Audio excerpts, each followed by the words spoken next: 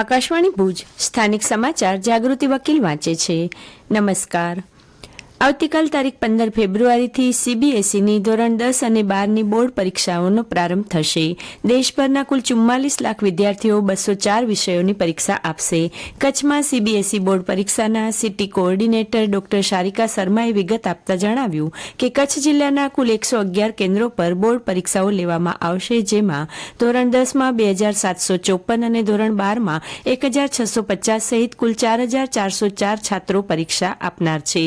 પરીક્ષાના દરેક કેન્દ્ર પર સીસીટીવી કેમેરાની વ્યવસ્થા ગોઠવવામાં આવી છે.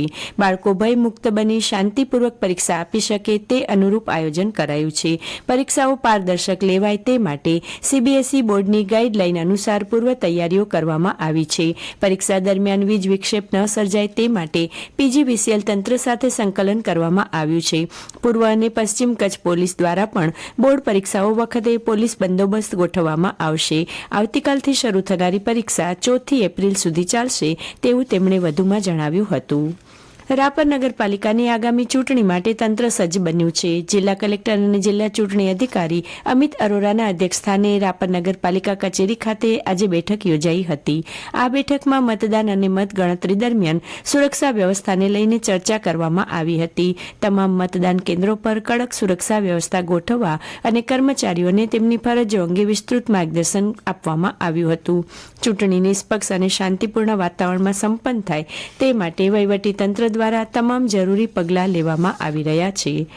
કચ્છની રાપર અને ભચાઉ નગરપાલિકાની સામાન્ય ચૂંટણી તથા દરસડી, મોટી ભૂજપુર, લાકડિયા તાલુકા પંચાયત પેટા ચૂંટણી માટે 16 ફેબ્રુઆરીએ સવારે 7 થી સાંજે 6 વાગ્યા સુધી મતદાન યોજાશે તથા 18 ફેબ્રુઆરીએ સવારે 9 વાગ્યાથી મતગણતરી હાથ ધરાશે. મતદાન અને મતગણતરી અંગે માહિતી મળી રહે તે માટે જિલ્લા ચૂંટણી અધિકારી અને કલેક્ટર કચેરી ભુજ ખાતે કંટ્રોલ રૂમ શરૂ કરવામાં આવ્યો છે. 02832252715 નંબર પર ફોન કરી આ વિશે માહિતી મેળવી શકાશે. મહાશિવરાત્રી પર્વ નિમિત્તે જિલ્લામાં વિવિધ સ્થળોએ શોભાયાત્રા સહિત વિવિધ ધાર્મિક કાર્યક્રમોનું આયોજન કરાશે. અંજારમાં વિવિધ સમાજના સહયોગથી રથયાત્રા કાઢવામાં આવશે, જ્યારે ભુજ ખાતે દર વર્ષની જેમ આ વર્ષે પણ ભવ્ય શોભાયાત્રા નીકળશે. શોભાયાત્રાની આગોતરી તૈયારીના અનુસંધાને ભુજના ધિંગેશ્વર મહાદેવ મંદિર પાસે કાર્યાલય પણ શરૂ કરાયું છે.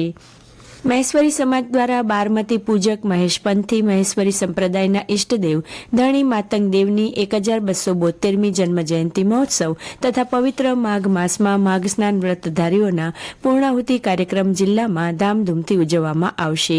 આવતીકાલે ભુજ, ગાંધીધામ, અંજાર, આદિપુર સહિતના શહેરો અને ગામડાઓમાં ધાર્મિક કાર્યક્રમો, શોભાયાત્રા અને મહાપ્રસાદનું આયોજન કરાયું છે. ગાંધીધામ મહાનગરપાલિકા વિસ્તારમાં રોડ, રસ્તા, દબાણ, પાણી, ગટર સફાઈ, લાઇટ સહિતના વિવિધ પ્રશ્નોના યોગ્ય નિરાકરણ માટે મહાનગરપાલિકા દ્વારા એક સુચારુ ફરિયાદ નિવારણ સિસ્ટમ ઊભી કરવાની તૈયારીઓ થઈ રહી છે. લોકોની ફરિયાદ માટે મોબાઈલ એપ અને ફ્રેન્ડલી વેબસાઇટ સાથે કનેક્ટ થાય તે માટે એક વેબસાઇટ બનાવવામાં આવશે. નાગરિકો મોબાઈલ એપ અને વેબસાઇટ પર ફરિયાદો કરી શકશે.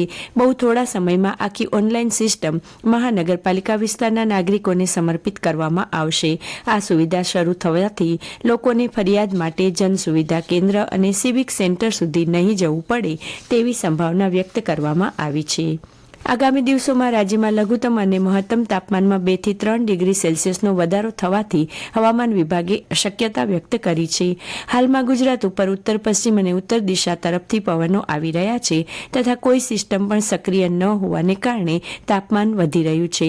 છેલ્લા 24 કલાક દરમિયાન રાજ્યમાં સૌથી લઘુત્તમ તાપમાન નલિયામાં 11.8 ડિગ્રી નોંધાયું અને મહત્તમ તાપમાન વેરાવળમાં 35.6 ડિગ્રી નોંધાયું છે, જ્યારે ભુજમાં લઘુત્તમ તાપમાન 17.8 ડિગ્રી નોંધાયું. છેતરપિંડી અને વ્યાજખોરોથી પરેશાન હોય તેવા પૂર્વ કચ્છના લોકો કે વેપારીઓ પોતાની સમસ્યા હવે પૂર્વ કચ્છ પોલીસ વડાને રૂબરૂ કરી શકશે. પૂર્વ કચ્છ પોલીસ વડાની કચેરી ગાંધીધામ ખાતે 20 ફેબ્રુઆરીના સવારે 11 વાગ્યે પોલીસ વડા સાગર બારમર લોકોને રૂબરૂ મળી અને તેમની સમસ્યા સાંભળશે. છેતરપિંડી, ઠગાઈ અથવા ઊંચું વ્યાજ લઈને વ્યાજખોરો હેરાન પરેશાન કરતા હોય તેવા લોકો રૂબરૂ આવી રજૂઆત કરી શકશે. ભોગ બનનારા લોકો મુક્ત મને રજૂઆત કરી શકે તેવી તમામ લોકોને પોલીસે અપીલ કરી છે. અને આ સાથે આ સમાચાર બુલેટિન પૂરું થયું. નમસ્કાર.